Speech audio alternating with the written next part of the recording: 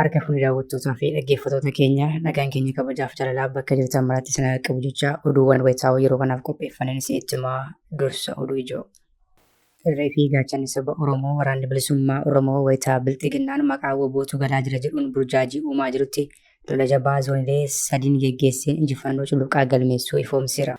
WBOn lolaa bahaa lixaa fi kaabaa Oromiyaatti geggeesse kanaan qondaalota bilxiginnaa olaanoo dabalatee loltoota faashistii Abiyyi hedduu ajjeeseera. Injifannoo culuqaa waraanni bilisummaa Oromoo galmeesse kana bal'inaan gabaasa keenya keessatti kan dhageessan ta'a. Bilxiginnaan tibbaa darbee akka oduu agaatti waraanni bilisummaa Oromoo godina Wallagga Bahaa aanaa giddaa ayyaanatti kennataniiru jechuun miidiyaalee isaan burjaajii uumaa tureera. Dhimma kanarratti waraanni bilisummaa Oromoo deebii kenneen gareen kun waraana keenya miti jedheera. Eenyutu jedhe maaliif jedhee kan jedhu deebii abbaa WBO kan isin biraan geenyu ta'a. Bilxiginnaan kallattii garaagaraatiin lafa Oromoo saamsisaa fi alagaaf dabarsee kennaa jiraachuun deddeebiidhaan gabaafamuu itti fufe. Hidhattootaa fi xaaliyyii faannootii hanga humna addaa Somaaleetti lafa Oromoo to'ataniiru jedhame. Gama biraan haleellaa aanaalee Gumii Eldalloo fi Liiban keessatti banameen lubbuun namoota hedduu darbe. Dhimma haleellaa godina Booranaa Bahaatti raawwatamaa jiru kanaas ni dhageessu.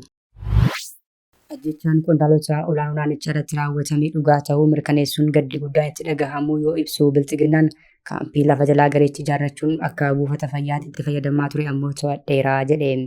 Gama biraan qondaalli olaanaan hidhattoota kanaa ammoo yaada kenneen muummicha ministeeraa fi sirnicha caalaa baandonni hin jiranii jedhe. Eenyufaatu ajjeefame ibsa gaddaa Bilxiginnaa fi kaampii to'atame gabaasa keenya keessatti bal'inaan kan dhageessan ta'a. Namoota beelaaniif gargaarsa namummaa taasisuun seeraan alaa jechuun sirni impaayera Itoophiyaa geggeessaa jiru Bilxiginnaan ibse. Aangaan Bilxiginnaa yaada kennaniin kun shira TPLF faayidaa siyaasaa fi xiyyeeffannoo addunyaa argachuuf taasisudha jedhan. Bilxiginnaan ibsa baasee fi karaa qondaala isaa balballoomse kanaan namoonni kallattii garaagaraatiin sochii gargaarsa namummaa kana keessatti hirmaachaa jiran seeraan ni gaafatamu jechuun dhaadate. Muummichi ministeeraa Abiyyi kan dura ani mangistuu irraa baradheera lammuun goyoomsitanii jechuun dhaadachaa turuun isaanii yaadatama. Maaliif jedhan kan jedhu dabalatee akeekkachiisa Bilxiginnaa fi balaa bira lubbuun 80 ol galaafatee kana kan balballoomsinu ta'a. Suuraa YouTube chaanalii kanaa subscribe, like, share taasisaa jechaan gara oduu bal'inaan qopheeffanneetti isin dabarsa. Irree fi gaachanni saba Oromoo waraanni bilisummaa Oromoo wayitaa Bilxiginnaan maqaa WBOtu galaa jira jedhuun burjaajii uumaa jirutti lola jabaa zoonilee sadiin geggeesseen injifannoo culuqaa galmeessuu ifoomse.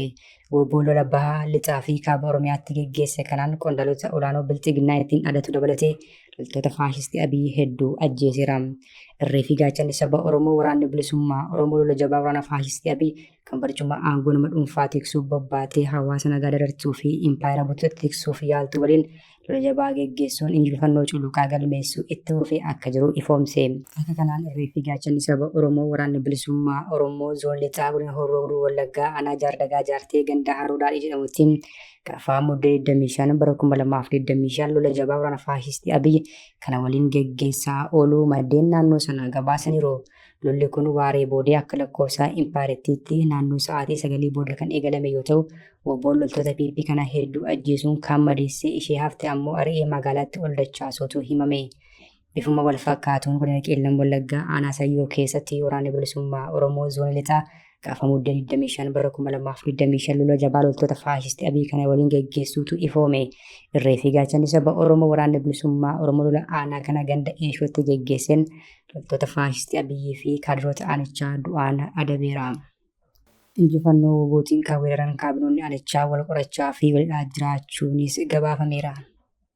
Waraanni bilisummaa Oromoo zooniin kaaba ammoo kaaba Oromiyaa godina Walloo aanaa Harcummaa Fursee bakka Dimbaa jedhamutti guyyaa kaleessa lola jabaa waraana faashistii Abiyyi kan barcuma aangoo nama dhuunfaa tiksuuf bobbaate gidduutti taasifamuun WBOn loltoota PP 2 irraa ajjeesuun 4 madeessee kaan ammoo ari'ee magaalaatti deebiseera. Bifuma wal fakkaatuun baha Oromiyaa godina Harargee lixaa aanaa Bookee Ardaa 8 keessatti irree fi gaachanni saba Oromoo waraanni bilisummaa Oromoo tarkaanfii ilaalessaa waraana faashistii Abiyyi kanarratti fudhachuun loltoota PP 12 yoo ajjeesu 20 madeessuun barameera. Irree fi gaachanni saba Oromoo waraanni bilisummaa Oromoo goleelee Oromiyaa cufa keessatti injifannoo culuqaa galmeessuu deddeebiidhaan ifoomsaa jira. Bilxiginnaan tibba darbee akka oduu aagaatti waraanni bilisummaa Oromoo godina Wallagga Bahaa aanaa Giddaa ayyaanaatii harkannatanii jechuun garee miidiyaalee hawaasaa isaa fayyadamuun dhaadessaa ture. Dhimma kanarratti waraanni bilisummaa Oromoo deebii kenneen gareen kun waraana kiyya miti jedhe. Hidhattoonni gara 200 ta'an tibbana godina Wallagga Bahaa aanaa Giddaa ayyaanaatti mootummaatti harkannachuun himamee ture. Abaaboon immoo ibsa baaseen gareen kun waraana keenya miti jedhe. Waraanni jedhame kun kan keenya miti. Woboos bakka hin bu'an. Akka isaan Wallagga Bahaa keessa socho'aa turan ni beekna ture. Garuu guyyaa ajaja olaanaa irraa kallattii fudhachuu didanii eegalee kan keenya miti. Erga woboo irraa adda bahanii bubbuleeraa jechuun dubbatan gorsaan ajajaa olaanaa ABO woboo obbo Jireenyaa Guddataa. Dubbiin kun yeroo Dinaraasii fi Faqadaa Abdiisaa hidhattoonni jedhaman waamicha mootummaa fi abbootii gadaa godhamee fudhachuun galan akka jalqabamee himan. Dinaraas erga mootummaa harkannatee leenjii haaromsaa fudhatee booda Bishooftutti ajjeefame. Faqadaa Abdiisaa namni jedhamu ammoo ergasii deebi'ee bosona galuun hidhatee socho'aa akka ture obbo Jireenyaan himaniiru. Faqadaa Abdiisaa fi Yaaddessaa kan jedhaman dhiyeenya kana godina Horroo Guduruu Wallaggaa aanaa Horrootti mootummaatti harkannachuutu gabaafame. Lamaan isaanii yeroo galan hidhattoota gara 120 ta'an waliin akka galantu himame. Faqadaan gaafa xollaayitti karaa nagaan nan gala jedhee eegalee miseensa woboo miti. Maqaa sana ammoo dhahata. Waraana ammoo leenjisaa ture. Hoogganaan koo isa jedhee dubbata ture jedhu obbo Jireenyaan. Haa ta'u malee Faqadaanis ta'e miseensonni isaa olaanaa ABO woboo marroo dirribaa irraa ajaja fudhataa hin turre jedhan. Hidhattoonni biroo garee tokko ajajaa turan Yaaddessaa fi Moosee kan jedhamanis Faqadaa fa'aa waliin akka turan himuun booda sadan isaaniiyyuu wal dhabuun adda bahan jedhan. Yaaddessaan garee mataa isaa addatti qabatee socho'aa ture. Innii fi gareen isaa gara 57 ta'an Horroo Guduruutti akka harkannatan bulchaan godinichaatti badarbee BBC'tti himaniiru. Moosee yookiin Moosisaa maqaa jedhuun kan socho'uu fi maqaan isaa inni sirriin Moosee Asaffaa kan jedhamu qofaatti akka hafee turetu himame. Moosee ammoo tibba hidhattoota garee 200 ta'an waliin mootummaatti harkannachuutu himame. Hidhattoonni kunneen duraan miseensa keessan yeroo galan ammoo maaliif kan keenya miti jettuu jedhee BBC'n gaaffii dhiyeesseef obbo Jireenyaan sababa galaniif qofa osoo hin taane guyyaa ajaja fudhachuu didanii eegalee waraana keenya miti. Akeeka keenya erga hin fudhannee kan keenya miti jechuudha jedhan.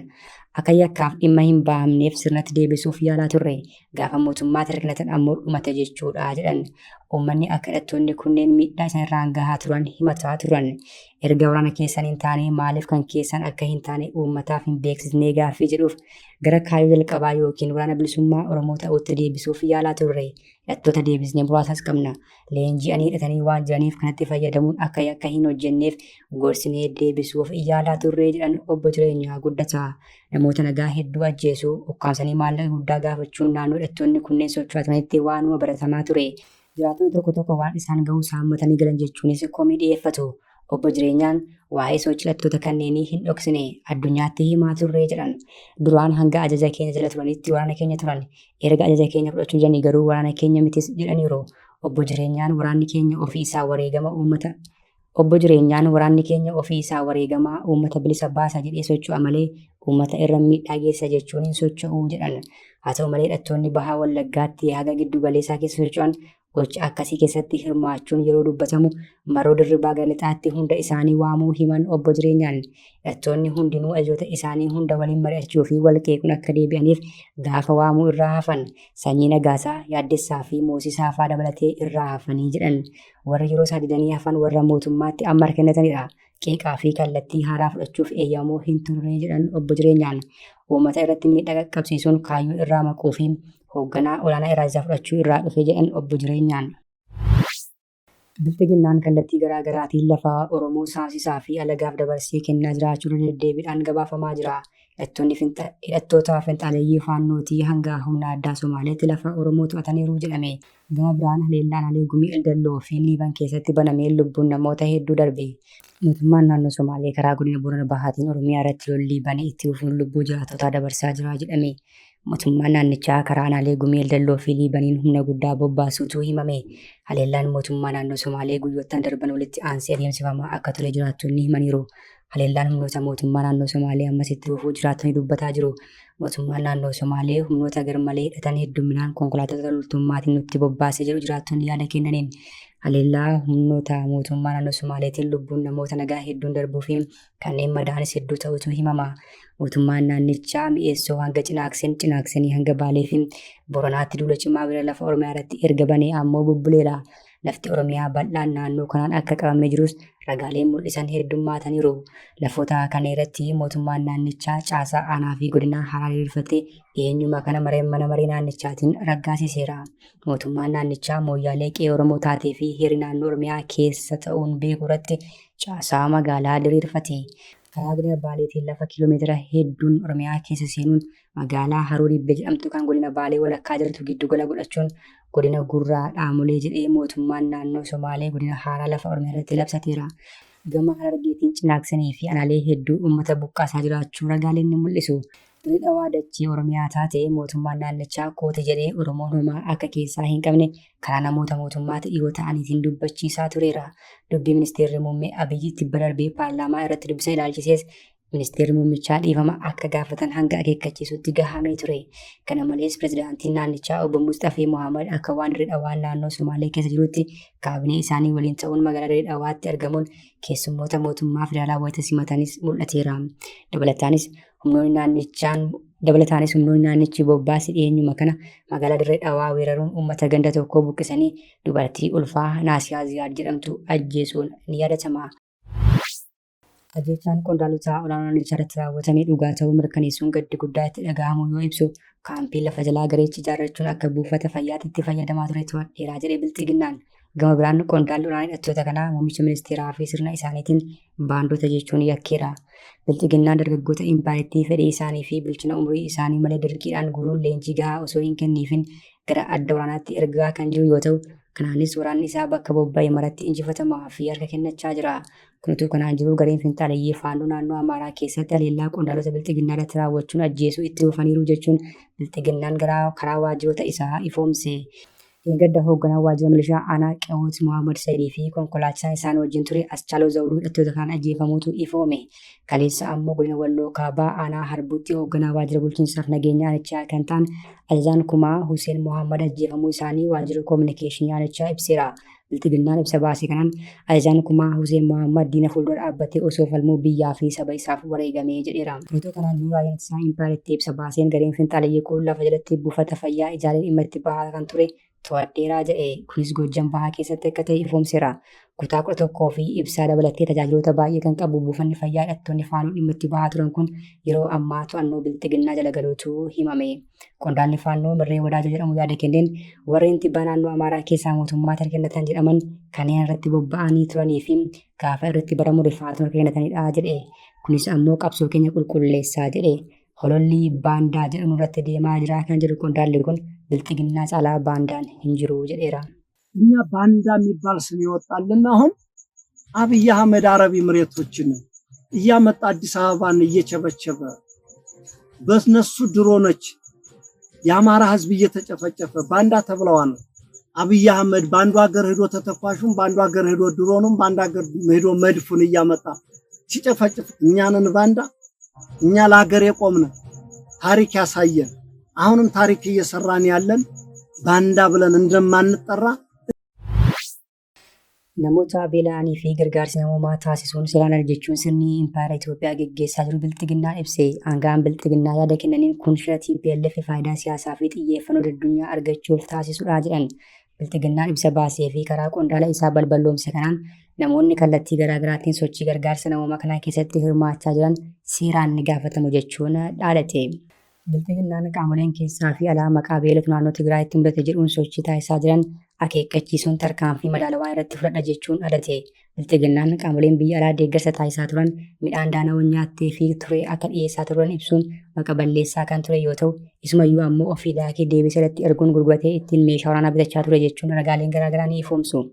Sirni dheeramaaf naasu tokkollee hin qabne bilxiginnaan beela tibbana buqqaatota naannoo Tigraay mudatee wajjin wal qabsiisee ibsa baaseera. Komishinarri Komishinii Hooggansa Sodaa Balaa Impaayiritti Dr. Shifarraa'u Takilemaariyaam akka dubbatanitti TPLF xiyyeeffannoo addunyaa argachuuf jecha deeggarsa uummata Tigraay kan buqqaanii kaampii baqattootaa keessa jiraniif kennamaa ture harkaa saamaa ture amma ammoo diraamaa siyaasaa bifa biraan qindeeffatee as baheera jedhan. Kana malees namoota miidiyaalee hawaasummaas ta'e kanneen biroo fayyadamuun galii walitti qabatan irratti tarkaanfii ilaalessaa fudhadha jechuun dhaadatan. Qondaalli bilxiginnaa kun rakkoo beelaa kaampii buqqaatotaa Hiisas keessatti mudateef garee TPLF gaafatamaa gochuun isaan gama isaaniitiin deeggarsa namoomaa adda kutanii akka hin beekne himaniiru. TPLF rakkoo naannoo Tigraay keessaa kan itti gaafatamu ta'us rakkoo naannichaa furuuf deeggarsa uummataa taasisuu keessatti bilxiginnaan gahee isaa hin baane jedhamuun komatama. Inumaayyuu haalli kun sababa waraanaa ta'uu akka danda'u bulchiinsi yeroo naannoo Tigraay akeekkachiiseera. TPLF ammoo gama isaatiin obsa fixachuu himuun tarkaanfii akka fudhatu kibxata darbee ibsee ture. Kunis kanaan jiru muummichi ministeera Abiy kanaan dura wayyaaniin beela akka meeshaatti fayyadamuun dargii aangoorraa kaasuu ibsanii turan. Mangistuu irraa barachuu kan himan muummichi ministeera Abiy ofii isaanii akka lammaffaa hin gowwoomfamne himanii turan. Namoota deeggarsa naannoo Tigraay qaqqabsiisaa jiranittis tarkaanfii madaalawaa fudhanna jechuun dhaadhataniiru. Abiy bara 2036 akka Afrikaatti guddina dinagdeetiin tokkoffaa taana waa'ee beelaa hin haasa'inaa jechuunis eekamaniiru. የያዘው ሐሳብ መላ ኢትዮጵያ ሕዝብ እንዲገነዘብ የሚያስፈልገው 1977 በሰሜኑ ሀገራችን ክፍል ድርቅ ሲያጋጥም ያንን ድርቅ ጁንታውም ሌላውም ኃይል መጠቀሚያ አድርጎታል። እስከ 1977 ድረስ ቲፒኤልኤፍ አንዲት ከተማ አንዲት ዞን የኔ የሚለው አልነበረውም። ጠንካራ የሚባል ውጊያም አድርጎ አያውቅም። የደርግ መንግስት ፈተና የነበረው እስከ 77 ድረስ የሻዕቢያ ወታደር የሚባለው እንጂ የወያኔ ወታደር ሄዴክ አልነበረም። ነገር ግን 77 ረሃቡ መጣ ሲባል የምናምን ኮሪደር ይከፈተው ሱዳን በኩል ተብሎ የደርግ መንግስት እንዲወርቅ የሚፈልጉ ኃይሎች በአካል ጭምር በረሃ ገብተው በስትራቴጂውም በስልጠናውም በሐሳቡም በገንዘቡም በትጥቁም አብረው ሆነው ከ77 በኋላ ነው ወያኔ ተጠናክሮ በ81 ሽሬን እንኳን መቋጠር የተቻለው። ድርቁን ተጠቅሞበታል ይላል በደንብ። ስለዚህ አሁንም ረሃብና ድርቅን የመጠቀም ፕሮፓጋንዳ ላይ ነው። አሁን ጁንታው ብቻ ሳይሆን የዛን ጊዜ ይሄን ሐሳብ አምጥተው ጁንታን አስታጥቀው ወያኔን አስታጥቀው የደርግ መንግስት እንዲወድቅ ያደረጉ ኃይሎች አዲስ ፈጠራ መፍጠር አልቻሉም። እዛው ነው የቆሙት። የዛሬ 30 40 ዓመት በሰሩት ታክቲክ አሁንም መልሶ መጠቀም ይፈልጋሉ። ይሄ መቼም አይሆንም። Fayyadamtoota hordoftoota keenya oduu sa'aatii kanaaf qabannee dhiyaanne kana gaammaatti hordoftan ture oduu biraan hanga walitti deebinutti nagaatti.